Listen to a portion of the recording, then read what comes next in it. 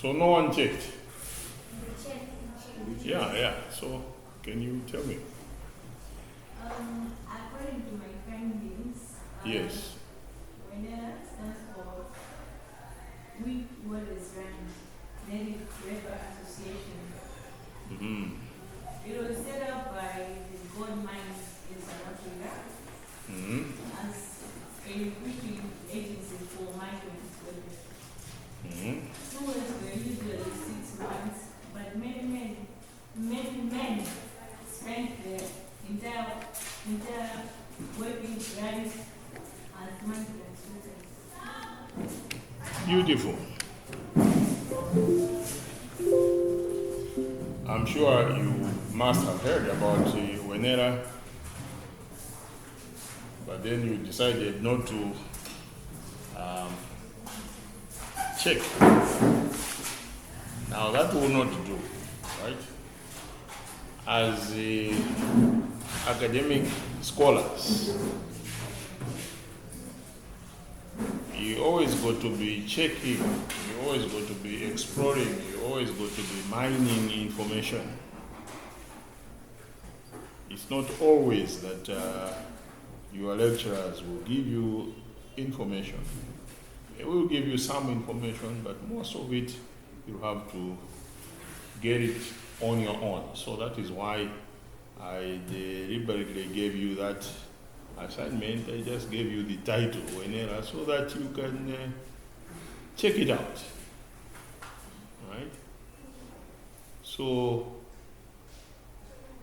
in fact, you can check out almost anything on the internet. If you want to be a wizard now, you can click and there will be a lot of sites. Yes. Where you will be taught how to be a perfect. We're taking video, so we just wanted to be taking while we get teaching. Sorry? We're taking the video for the school, so we just wanted to be taking while we are teaching. If that's okay. Well, I don't know. You can go ahead. Right, so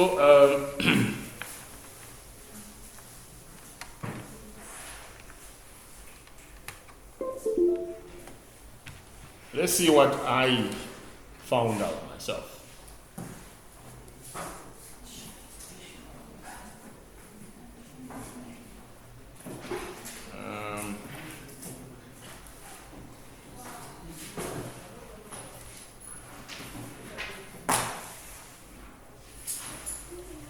So I also found out something about WENERA.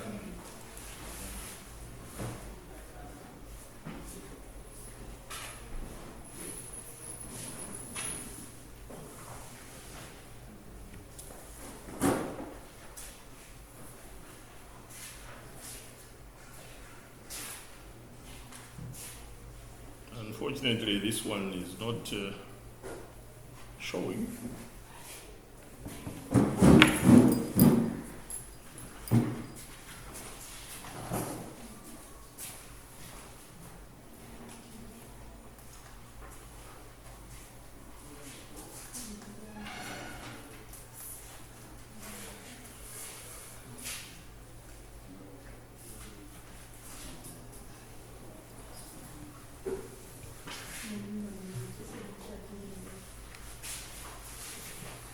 Okay, let's forget about this. Good, here's this. It's no longer working. I don't even understand why they are putting it here. When gold was discovered on the Witwatersrand in South Africa, there was not enough labor to work in the mines. So, this was the birth of the Witwatersrand Native Labor Association, called WENERA, which recruited mine laborers from countries neighboring South Africa, including Malawi, then known as Nyasaland. The native recruits thought this acronym meant WENERA, for those who qualified to be sent for TEBA. The Employment Bureau of Africa, which again the natives christened TEBA. So several acronyms came out of the whole process.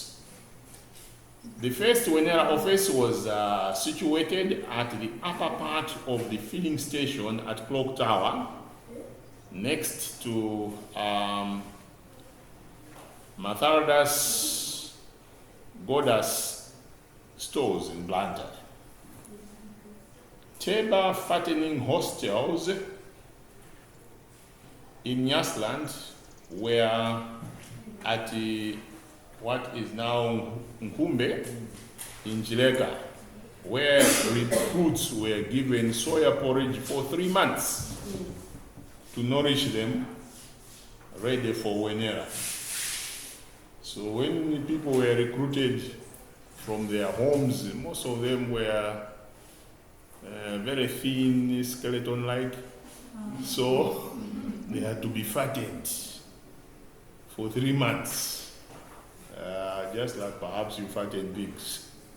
Right? Thousands of Nyasa were recruited for TEBA through Wenera contracts, but others opted for what was called the self or serufu. Those who went to the mines without contracts and had higher pay because they had no Wenera protection benefits, because when you were recruited through Wenera, there were some deductions which were made. And those deductions meant that on your pay, again, there were some deductions. In the 1930s, the Nyasaland population drastically went down when lorries and trains picked workers on free transport to Salisbury. Salisbury, what is Salisbury these days?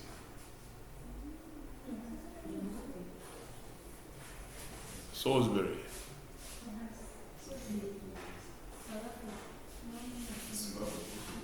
What is it called now? Harare. What does Harare mean?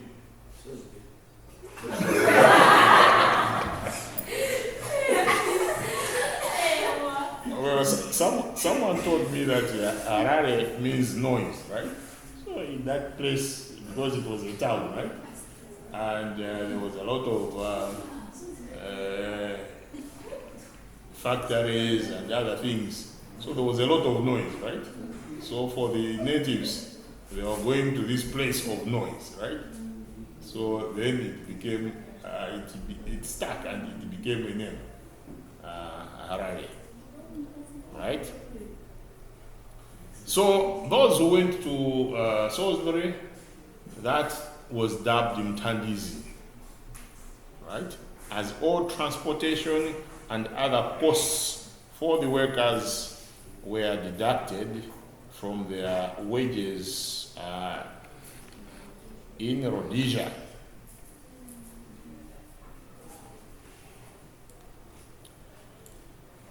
It is estimated that over 20,000 women left in Nyasaland in 1930s for Rhodesia to work during Mtandizi and never came back.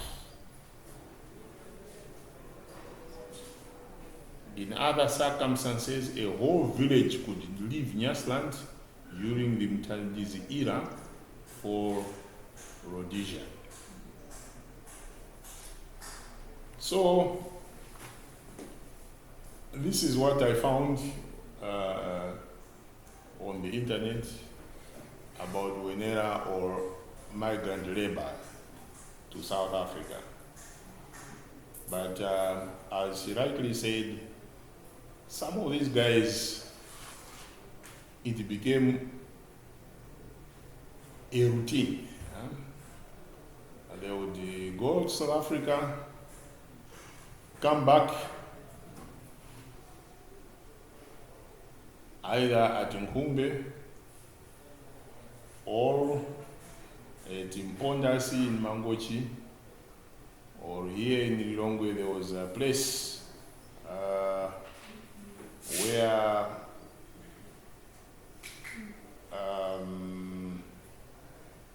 after immigration going down there was a place called Mtanizi and so on and so forth. There were lots and lots of hostels which have now been turned into some shops and so on. Now when these guys came to these places, obviously they finished all their monies either drinking or being entertained by some daughters of the soil, and the money finished. So when the money finishes, what do? Do you go to the village or you return to South Africa? So most of them were returning without even reaching their villages. Okay, so I hope you continue doing these simple exercises. I'll be asking people at random. In fact, the exercise for next week was already sent. What was it? What is it all about? I see. Yeah, so again, that will be the topic for today, right? Taking notes. Right? So, we sent you that clip, right? On Kachasu. So listen carefully. Though it is in Chichewa, I expect you to take the notes in English. And then we narrate the story of Kachasu.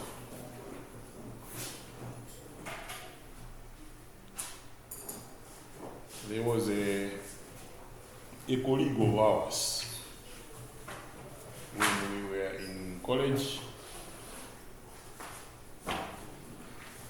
who was the son of a reverend,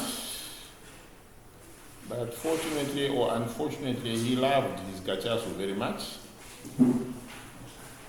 So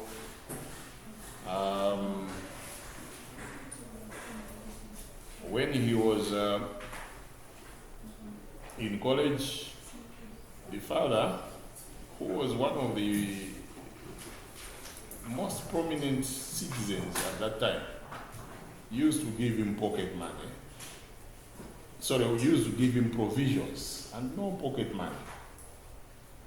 Now, he could not use those provisions to go and buy his Kachasu. So if you were a son of the reverend, and the reverend was not giving you pocket money, what would you do? To persuade him at least to give you some pocket money.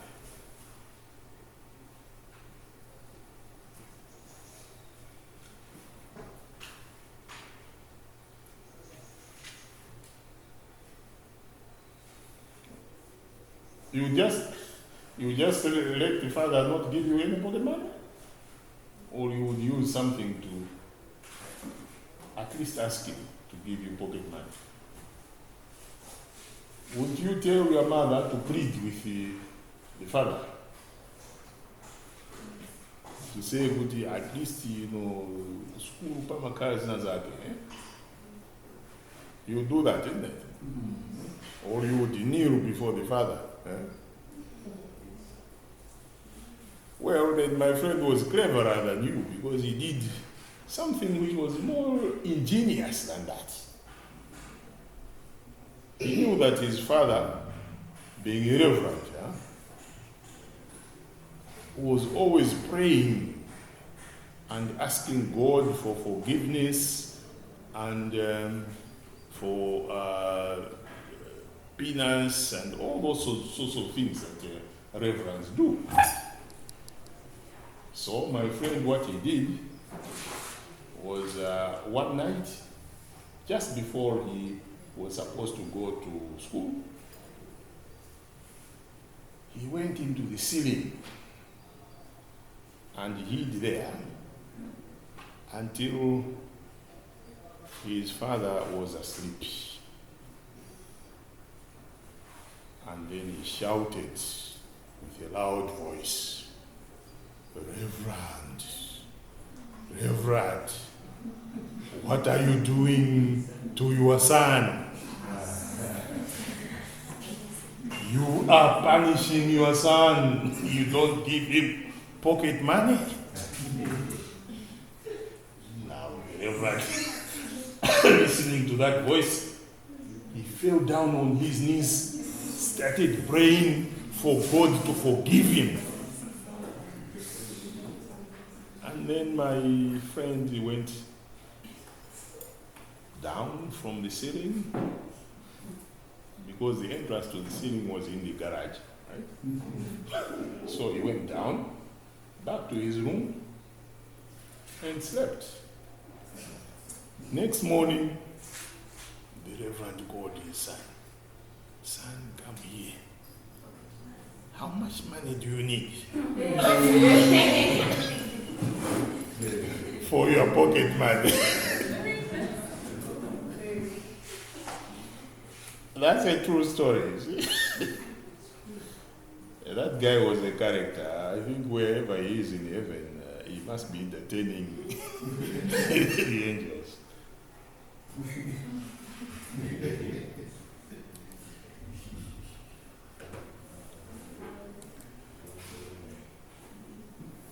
All right. We promised that we would give you an outline of the course, which we have done.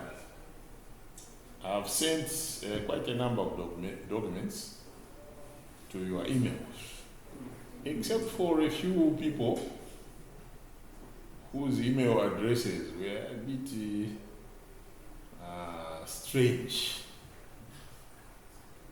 So for those of you whose email addresses were strange, get the stuff from your friends, right?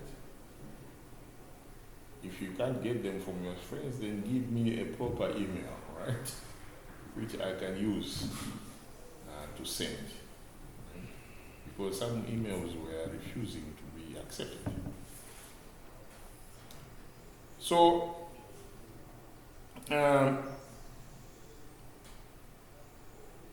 what we'll be doing is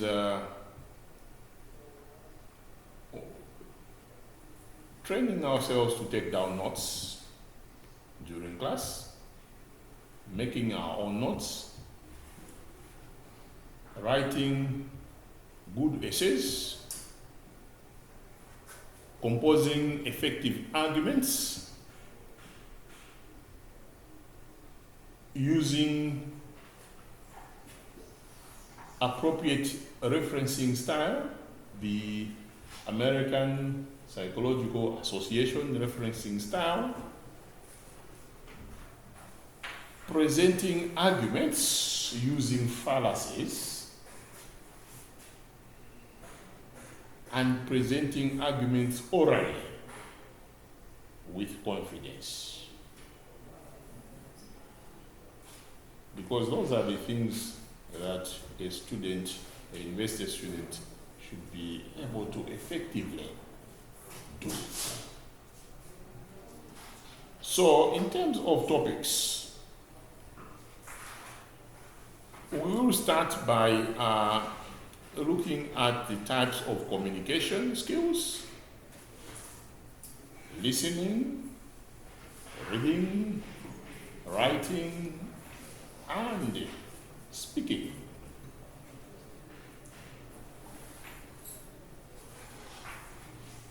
These are very, very important communication skills. And they help you go through academic academic life. That is topic number 1. And we have sent the module for that.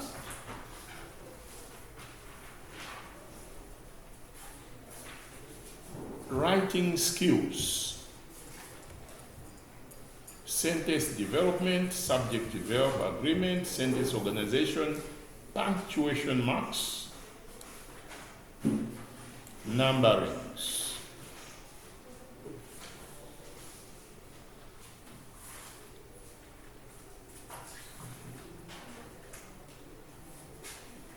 Topic number 3 will be on making notes and note taking. What are the similarities between these two?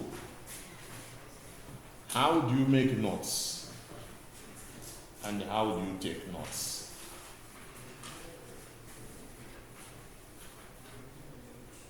The idea there is for you to be able to condense your writing. Because some of us write or talk like the way Nicholas Dausi writes or talks. But you cannot be all that generous in writing or talking. So you need to write simple, straightforward English instead of the windy English that some people are fond of writing, like the way lawyers do. A lawyer, something which is very straightforward, which they can write in one sentence, they will write in 15 or 20 sentences. The reason is simple. They want money. So the more they write, the more money they will charge you, right?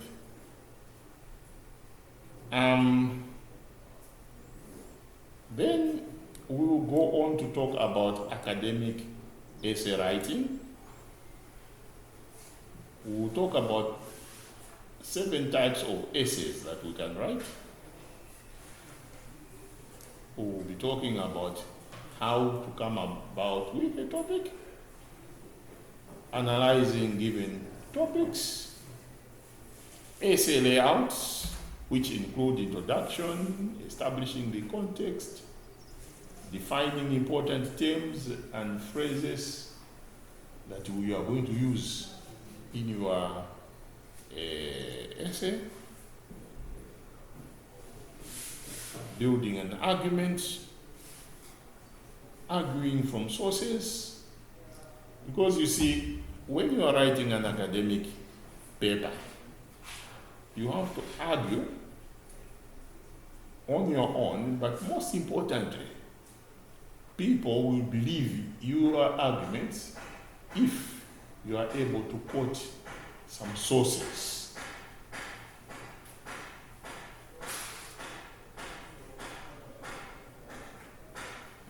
Even in the Bible, when Jesus Christ was arguing, he was quoting the Old Testament. So people were surprised. Here is a 12-year-old. How does he know about the laws?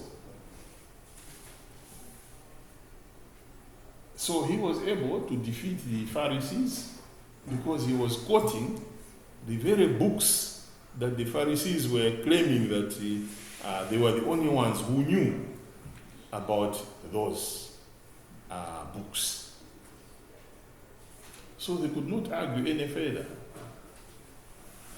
Similarly, when you are arguing in an essay, if you quote several people who have written on the subject, then people are bound to listen to you. And they are bound to respect you.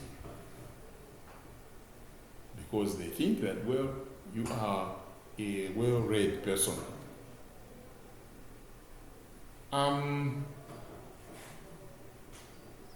Why we talk about fallacies is because we want to avoid faulty reasoning, because sometimes you can mislead people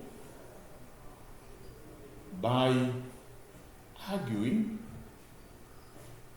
from a wrong perspective.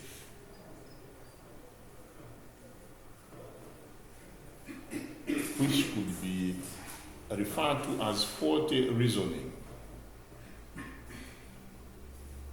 And then we'll look at strategies which we can use to strengthen our arguments.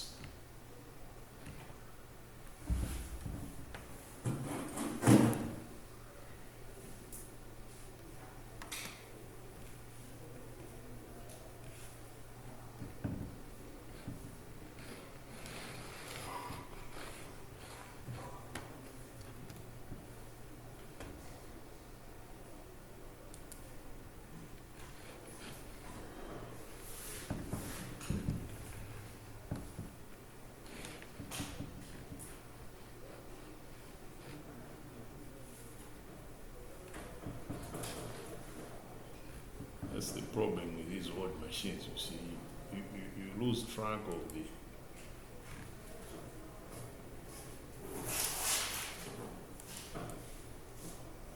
And then we will be talking about conclusions, how to conclude our essays.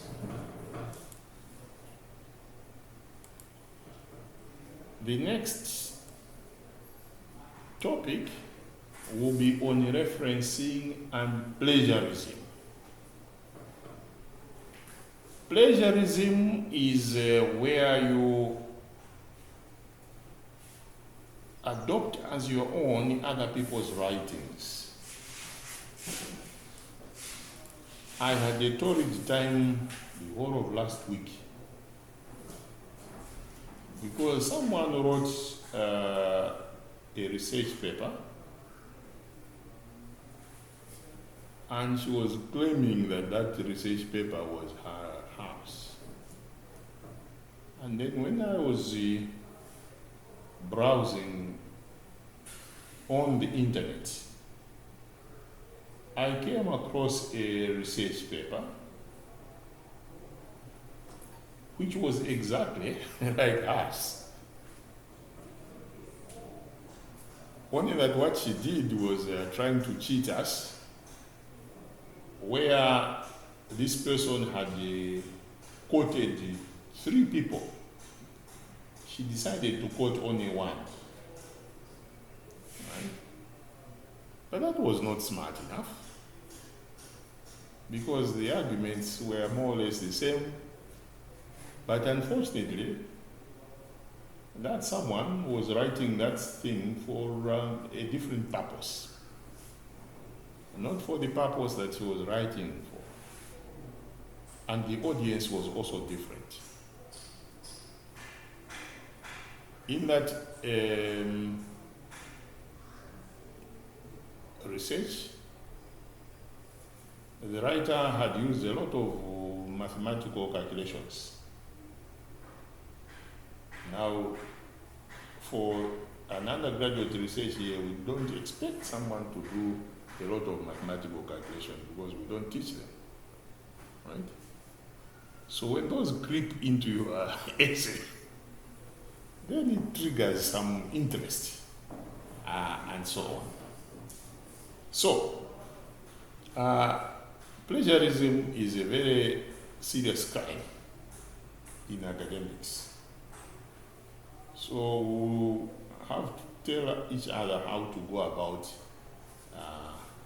not plagiarizing.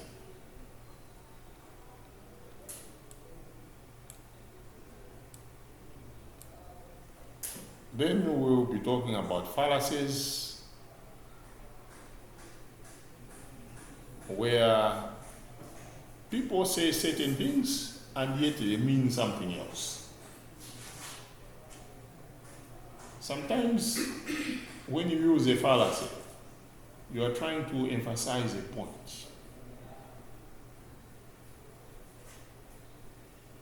But sometimes you are also trying to mislead your reader.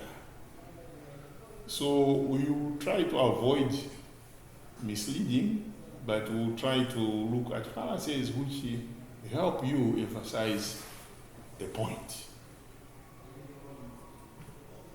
So we'll be looking at those.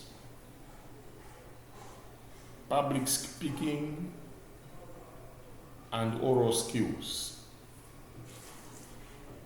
We will be preparing some presentations so that we can build confidence in ourselves by analyzing our audience and managing time.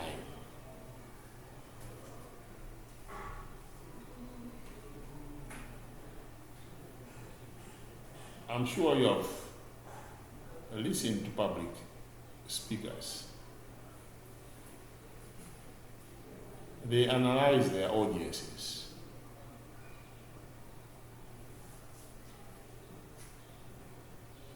Kamuzu Banda, when he was speaking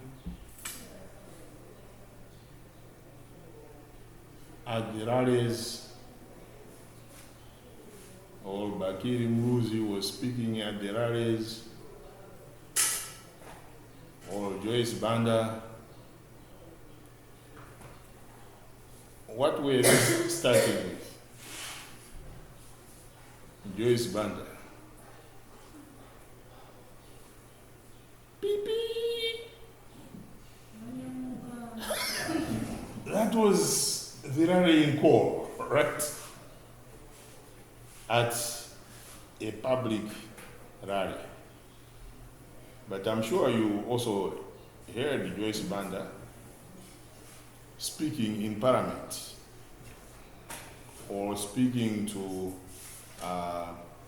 an audience of maybe business persons and so on. The tone was different.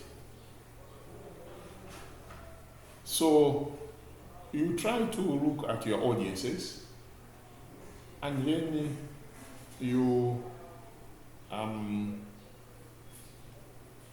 make your presentations accordingly.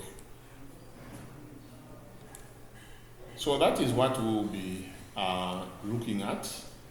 I've posted that one as well on your portals so that you get to know or appreciate what is being taught. Now for today,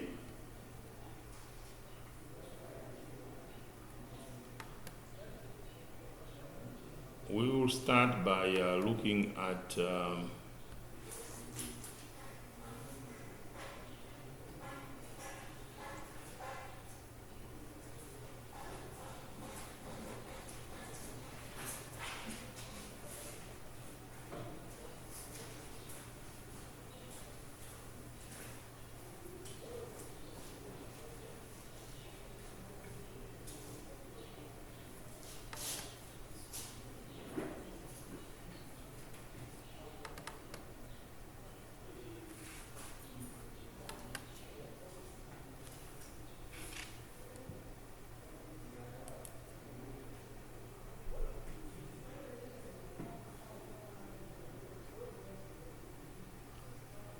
how to achieve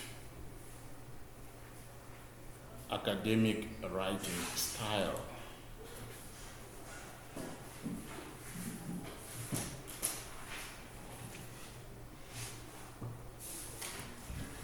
I wish this one should have behaved, because then it's going to be much easier for all of us.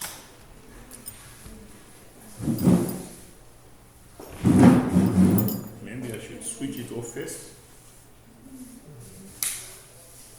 See whether it can behave.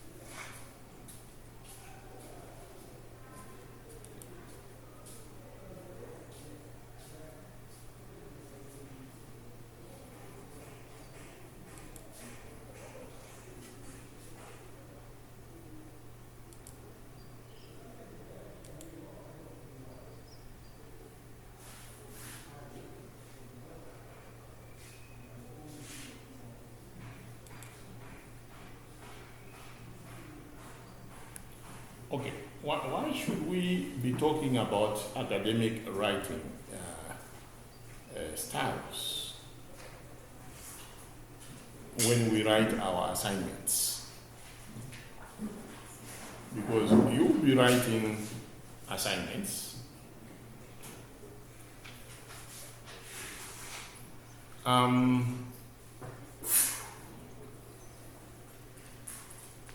The main reason is that writing is not the same as speaking.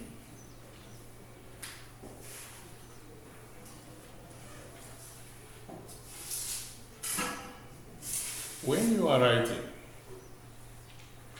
and when you are speaking, there are certain things that you have to bear in mind.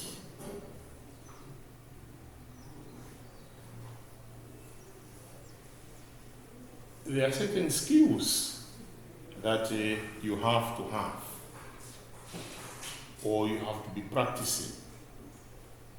Drafting skills, editing skills, feedback,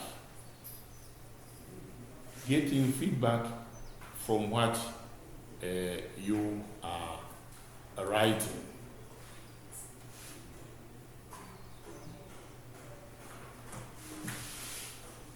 Also,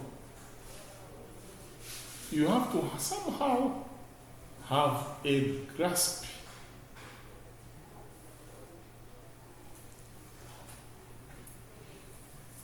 of what is called the lexicon, the total stock of words in a language.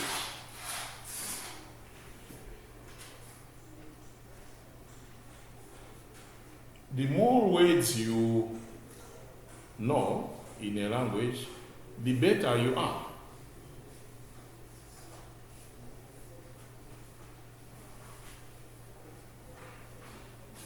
Why? Because you try to avoid being repetitive. Also, you have to be aware of the grammatical forms within a sentence. And you also have got to ensure that when sentences are being written, one sentence should lead to the other. Sentences should not be in isolation.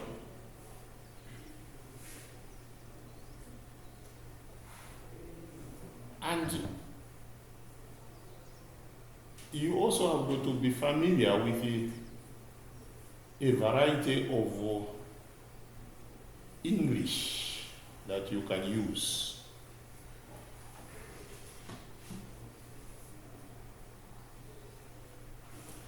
From very informal,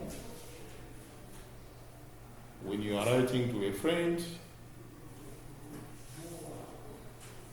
to informal when you are writing to an acquaintance maybe, or to neutral, to formal, and to very formal.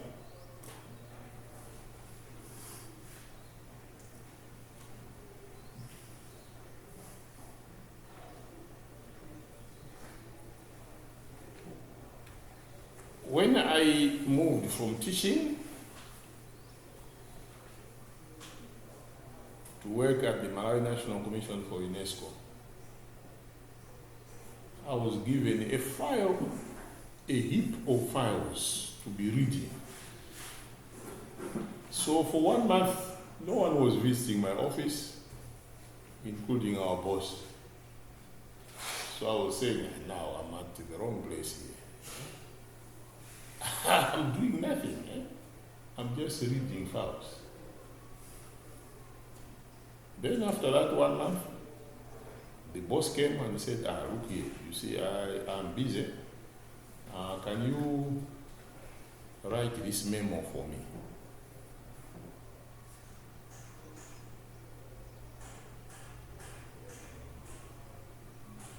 And that memo, unfortunately, it was a memo within a memo. He was going somewhere, so he had to seek permission from his boss, who was the Secretary for Education, because at the Malawi National Commission for UNESCO, the chairman was the Secretary for Education. But it meant that the Secretary for Education had also to write a memo to His Excellency to seek the same permission to allow my boss to go. So it meant writing two memos, right? That is where it dawned on me that, look here, that 1 month was not a job, right? Because now I have to remember, how do they write these memos, right? So I wrote my memo, DSR, permission to go, where was it going? I think to the General Conference. Permission to go to the UNESCO General Conference. As you are aware, sir, the General Conference, was it the 30th or something like that? The General Conference will be held in Paris, and therefore I seek your permission to go to attend the General Conference. I am Lucy Faithfully, AJH Jerry, Executive Secretary. That was the first memo. I was done. Now the second one, DSR. The Executive Secretary of the Malawi National Commission for UNESCO is going to attend the 30th session of the General Conference. So I'm seeking your permission, sir, to allow him to attend the General Conference. I thought I had done a good job, right? I had written in the letters. But to my surprise and shock, that was not a good job at all, right? Because when you are writing a letter to your boss in government, then you have to write a formal letter.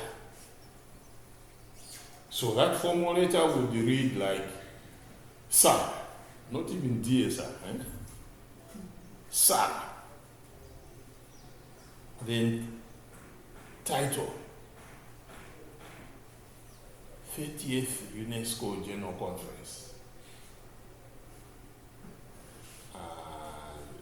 You put the date there, Paris, France.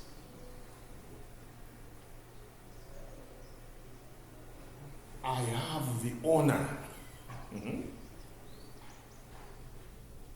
to inform you, sir, that the UNESCO General Conference will be held in blah, blah, blah, blah, blah, blah.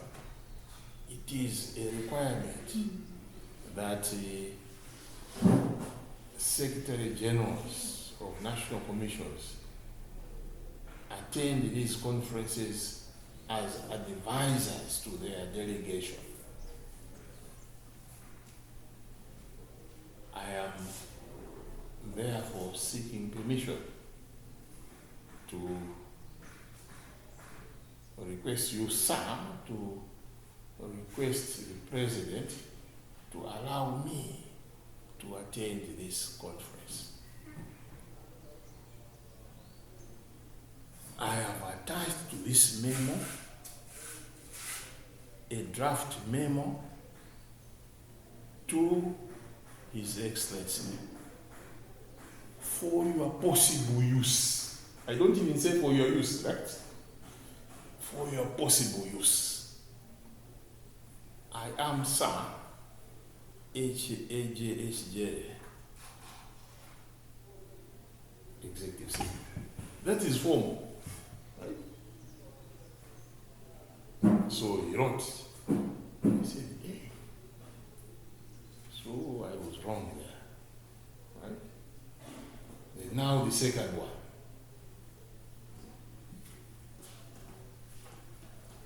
Instead of saying, sir, how do you write the second one? What is the address? Your Excellency, right?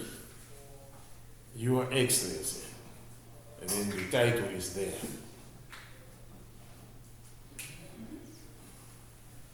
Your Excellency will be aware, right? That the UNESCO General Conference will be held in blah, blah, blah, blah.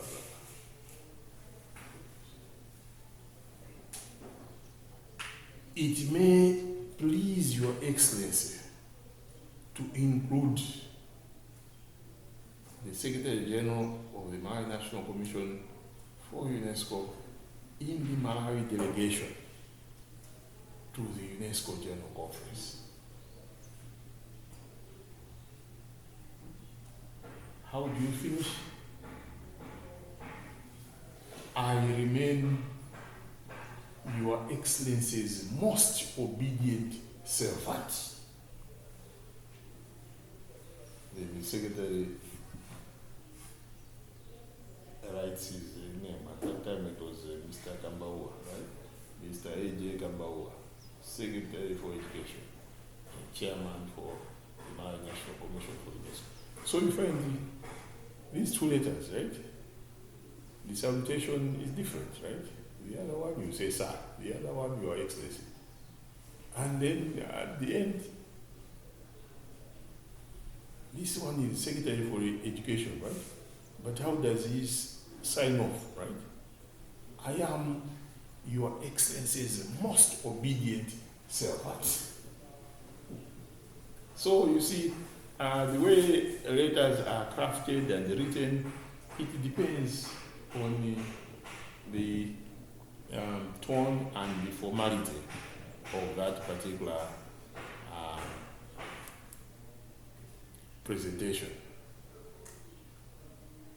So, when something is very informal,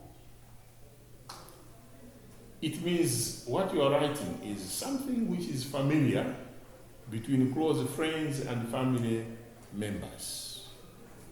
So for that one, you can use abbreviations, you can use slang, and short forms.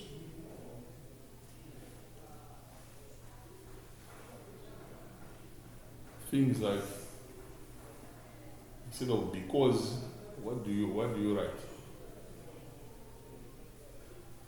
COZD, cause. Huh? And so on. In most cases, when you are writing informally, most of the sentences sometimes you don't bother to complete them, and rather ungrammatical sometimes, but it is accepted.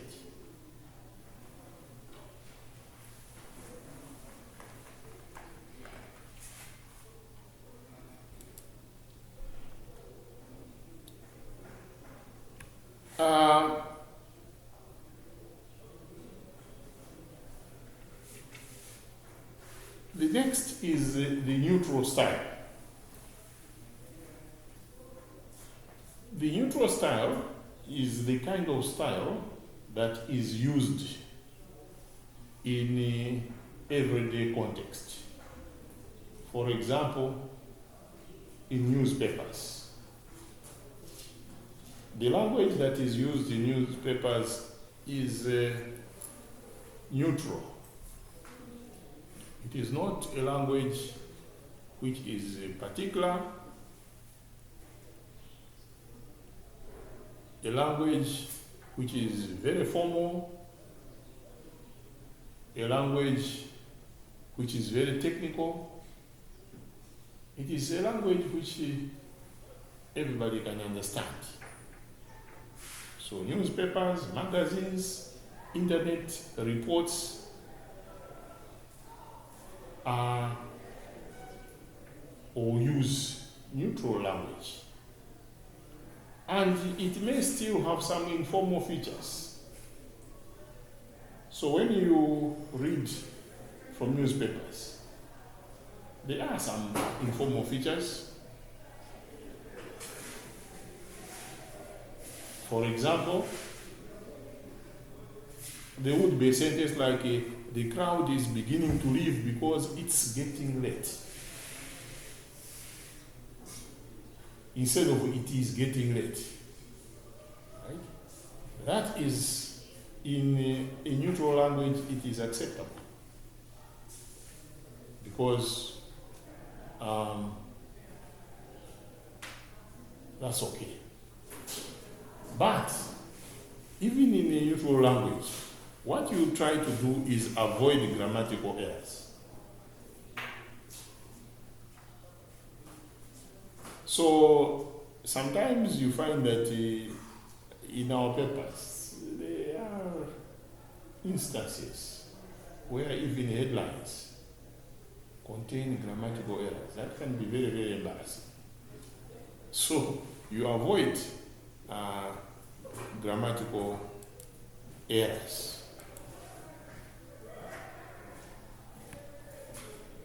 The next one is the formal styles.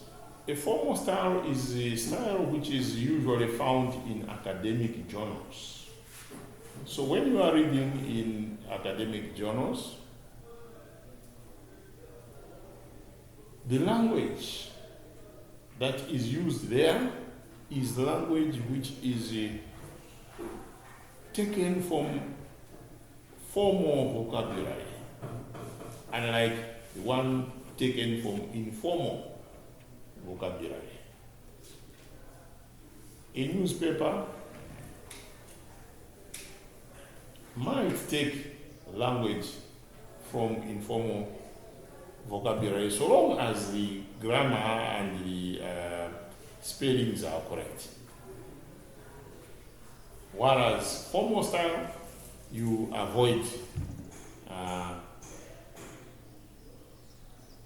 taking from informal vocabulary. Also, phrases are well constructed so as to achieve that element of seriousness, thoughtfulness, and forcefulness.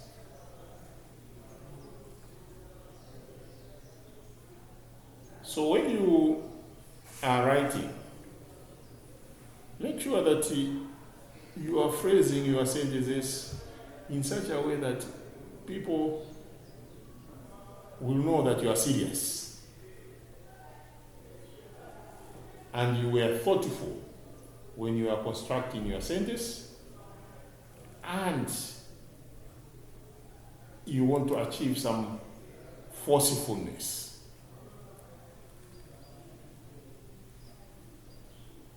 Very formal, like the example that I gave you of a memo to the president. It is something which is very rigid and usually found in legal documentation and very formal situations. Because in legal documentation, you want to be exact. Let me see whether I can find some legal documentation here.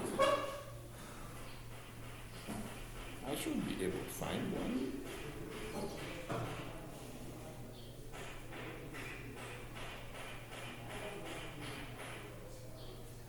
Very formal.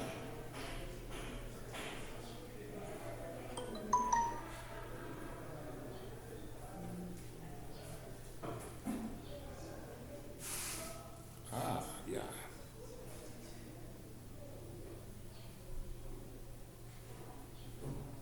Dear Miss Chizuma, interdiction order. I have received a report of the criminal court case number 236 of 2023, sitting at Lilongwe before the Chief Resident Magistrate, where you are answering the following charges. First count,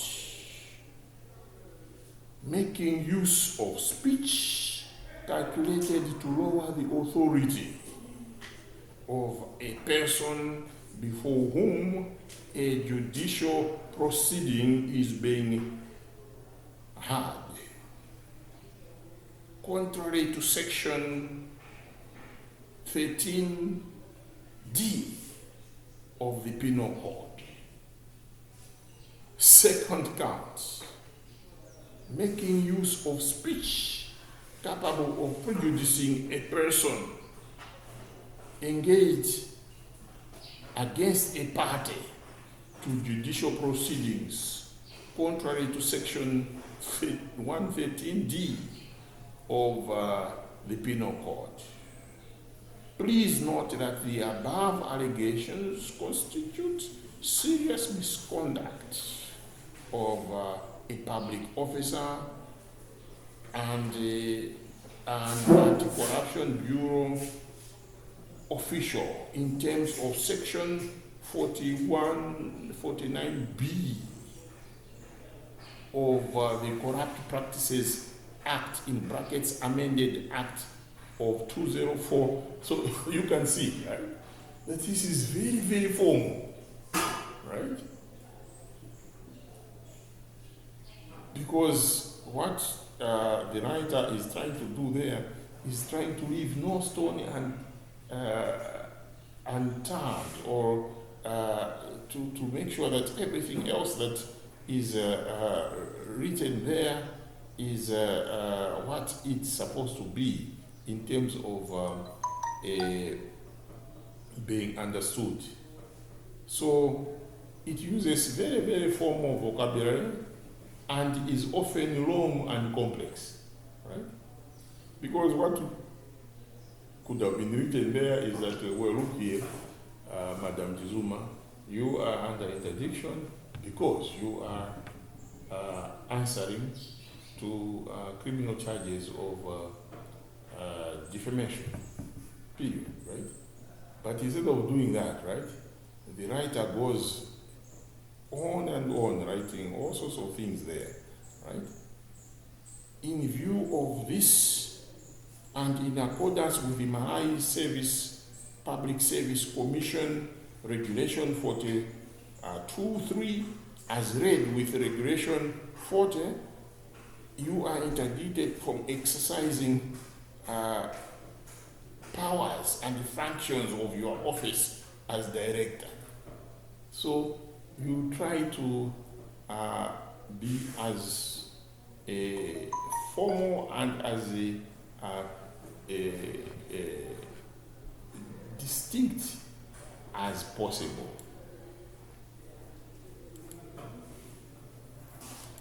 So what do you not do, therefore, in academic writings?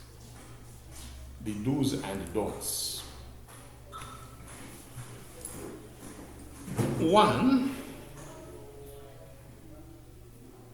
do not use colloquial expressions. Use written formal expressions. 2. Do not repeat the same expression if possible. So make sure that once you have used something, do not repeat it several times.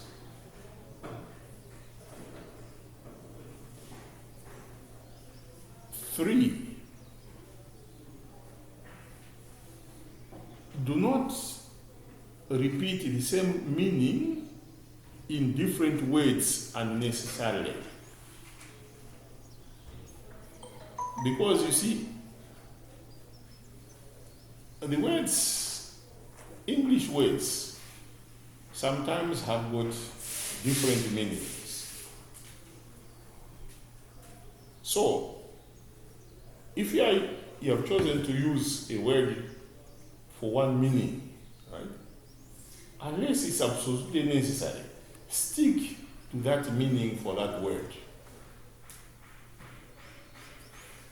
Do not, in one sentence, the word means something else. In the next sentence, it is meaning something else. Because then you are going to confuse the reader.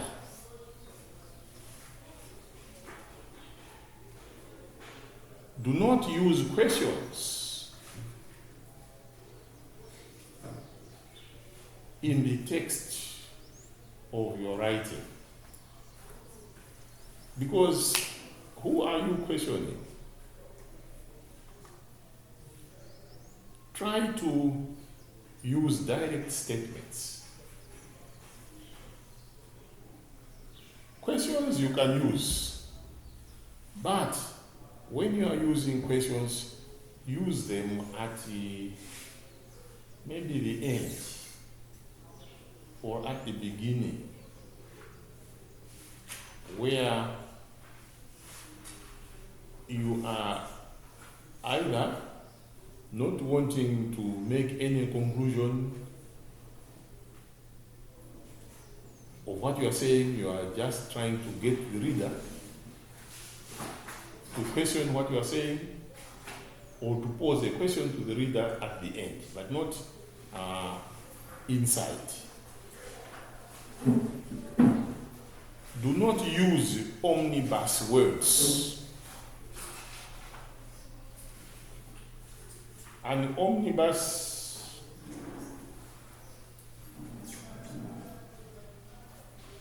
is the opposite of a minibus.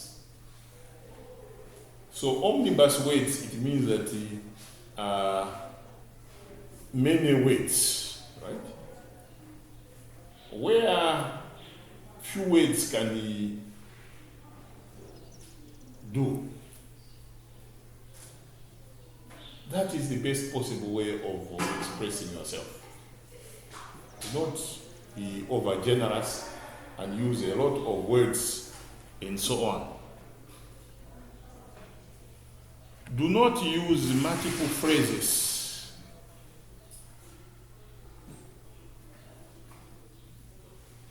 Or verb phrases. Try to use simple phrases.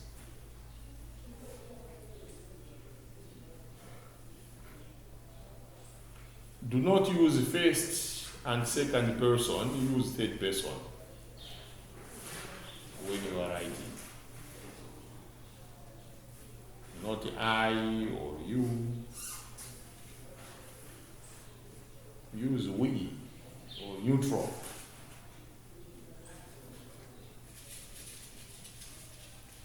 Do not use personal opinions.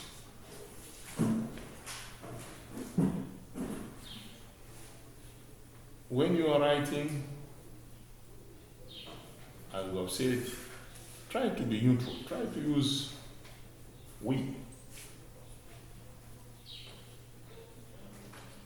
or it would appear.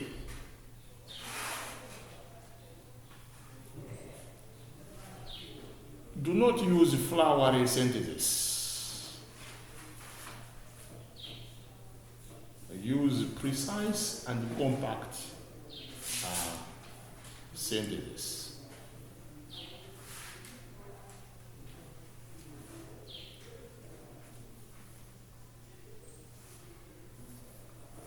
In the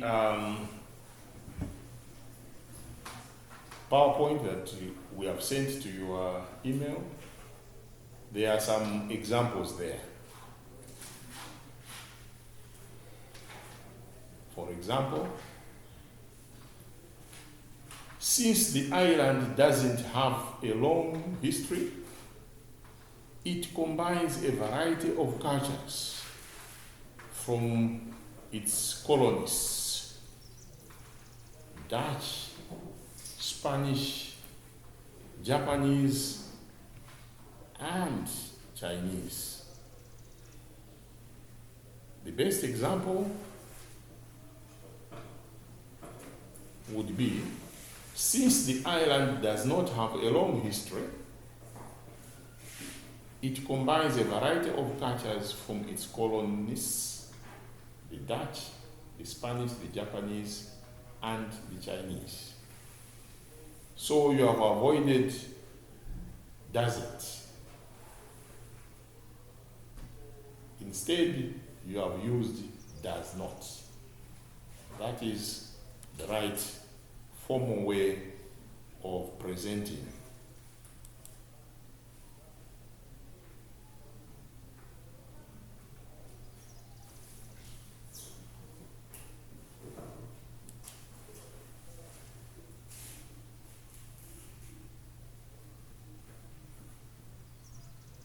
Let's have an example of a colloquial expression.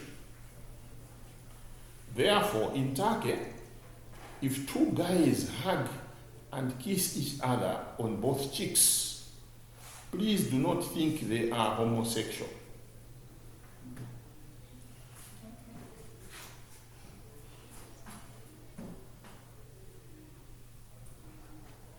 The correct way of presenting that would be, therefore, in Turkey, if two men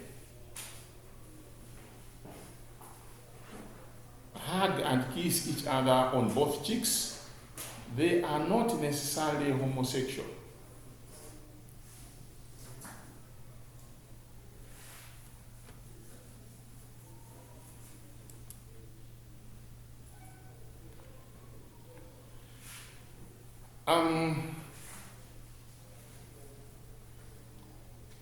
Repetition.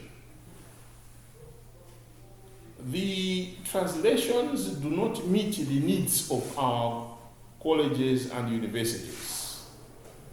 The translations are too general and not specific enough.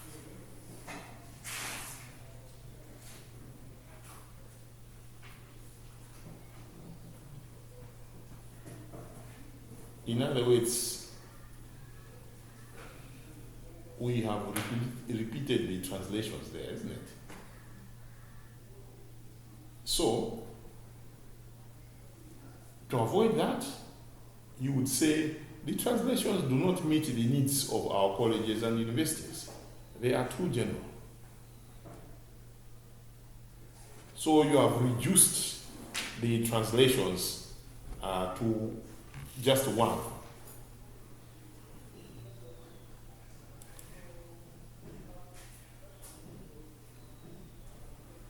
We said you should avoid questions in text. An example of that is stress becomes dangerous. How to release it? Many Indians are fond of that, right? But that is Indian English, not English English. It could be many ways, such as taking some outdoor exercises, communicating with friends, and traveling.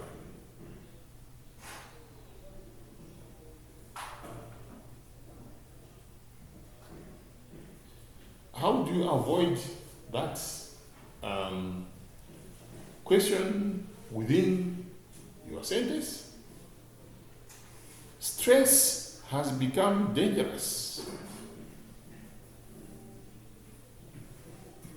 and could be released in many ways, such as taking outdoor exercises, communicating with friends, and traveling.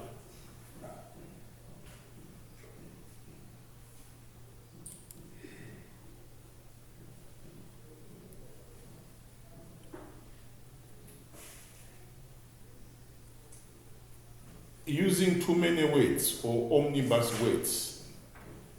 In this essay, I compare and contrast the ways of doing funerals in India and Canada. A funeral is a ceremony after a person's death. People in India do not do the funeral services very traditionally do funerals services very traditionally according to their culture. That is eroded sentence. How do you make it simpler? In this essay, I compare and contrast the ways of holding funerals in India and Canada. A funeral is a ceremony after a person's death. People in India perform funeral services according to their culture. So you can see from these examples, right, that what we are trying to do is trying to reduce the number of words in your sentence, trying to avoid the unnecessary wording.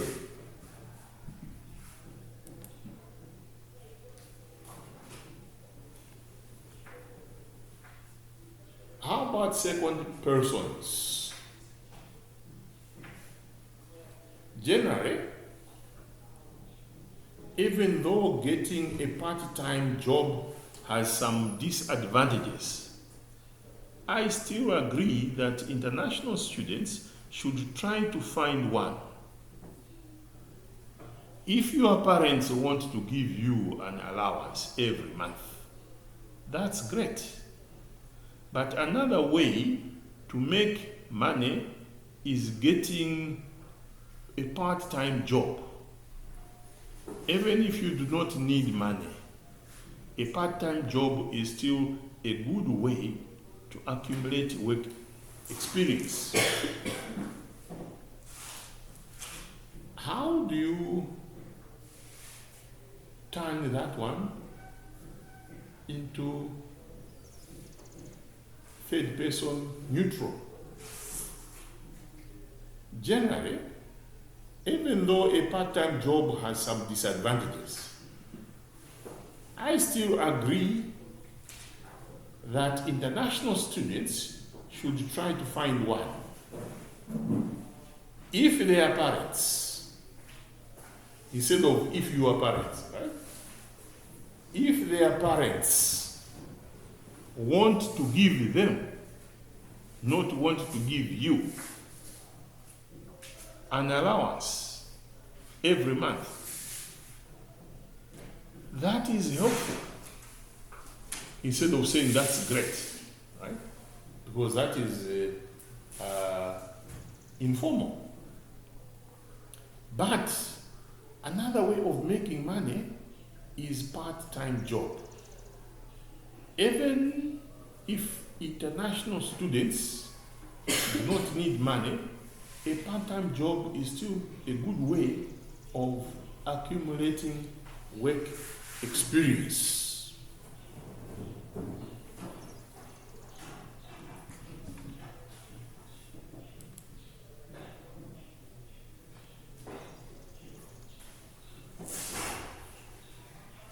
Choppy sentences or long sentences.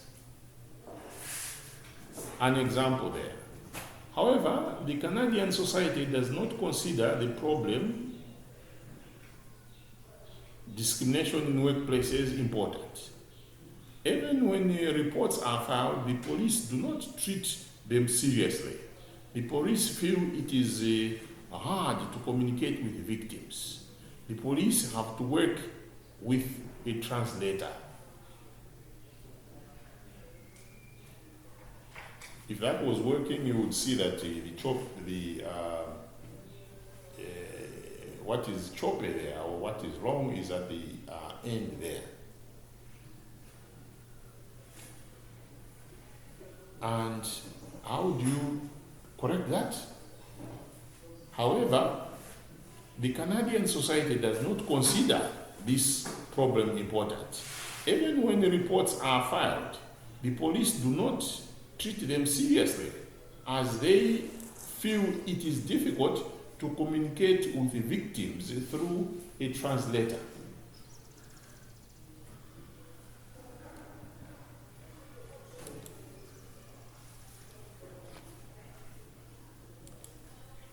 Yeah, so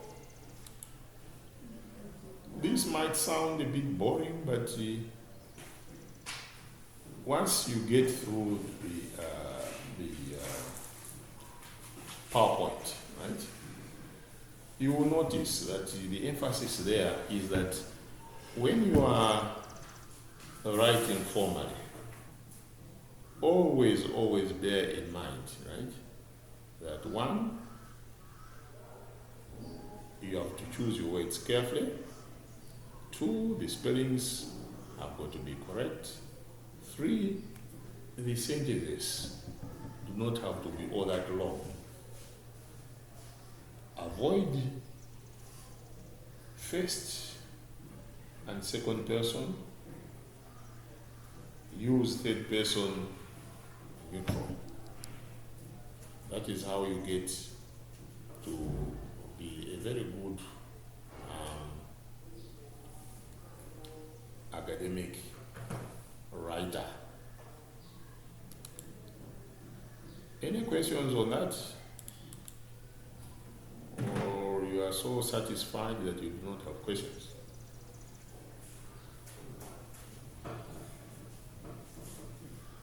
Or you are so bored?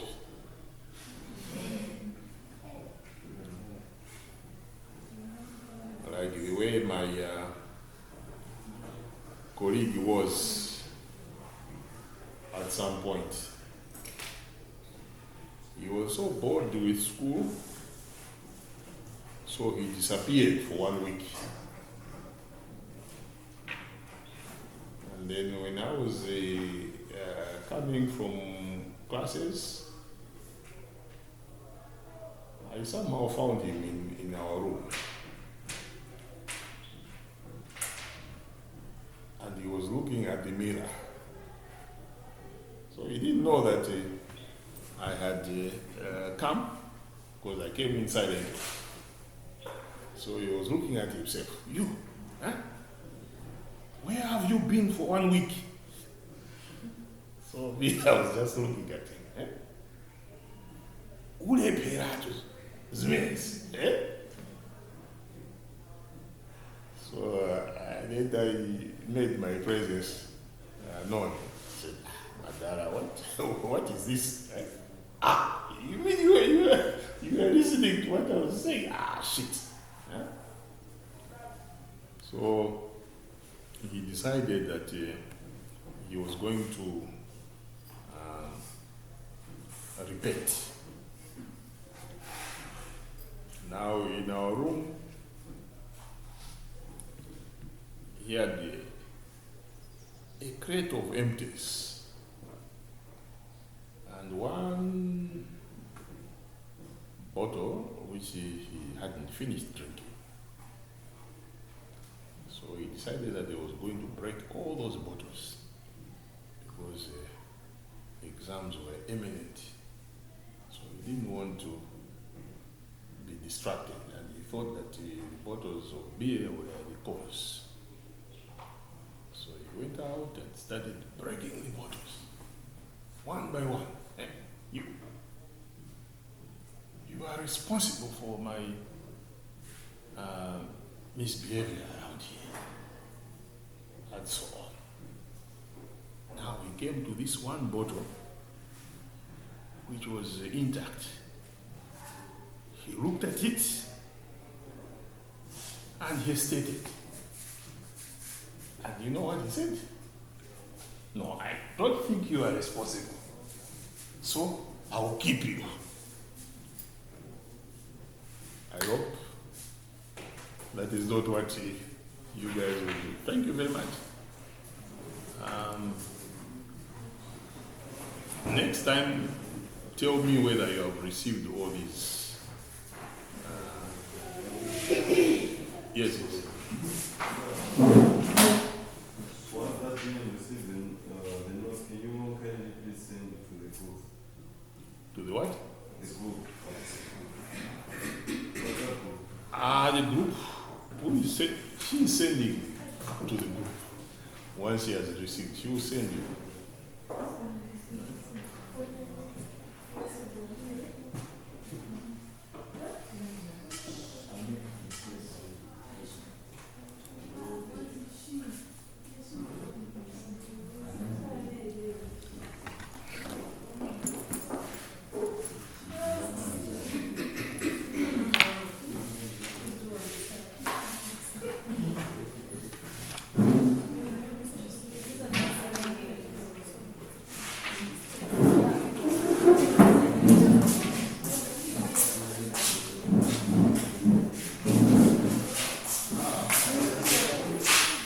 Those of you who didn't write your email addresses last time, just ask them.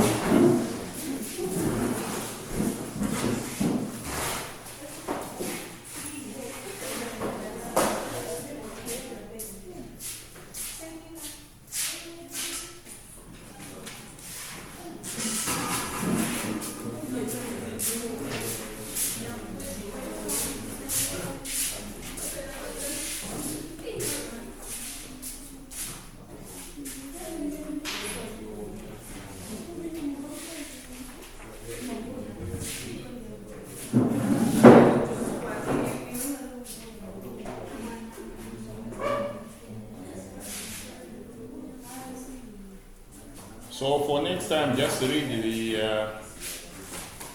the one with word, which says academic paper writing notes. Right? That's the one that we're going to do.